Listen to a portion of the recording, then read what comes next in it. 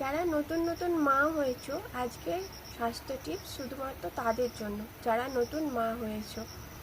Nurse হিসেবে আমার একটাই বক্তব্য যে তোমরা আয়রন এবং ক্যালসিয়াম যে ট্যাবলেটটা শিশু গর্ভাবস্থায় থাকাকালীন তোমরা সেবন করছিলে, ওটি তোমরা চালিয়ে যাবে 6 মাস পর্যন্ত।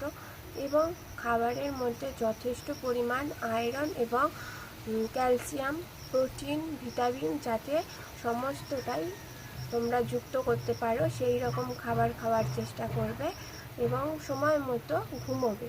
একটা বাচ্চা হওয়া মানে বাড়ির সকলকেই তাকে দেখতে হবে। টাইম করে করে তোমরা ঘুমিয়ে নেবে এবং পর্যাপ্ত পরিমাণে অবশ্যই জল পান করবে। জল পান করলে মাতৃদুগ্ধ যথেষ্ট পরিমাণে হয় এবং দুধের কমতি পড়ে না। ব্রেস্ট মিল্ক বাড়ানোর জন্য এগুলি যথেষ্ট। এছাড়াও তোমরা দুধের সেবন করতে পারো। আজকের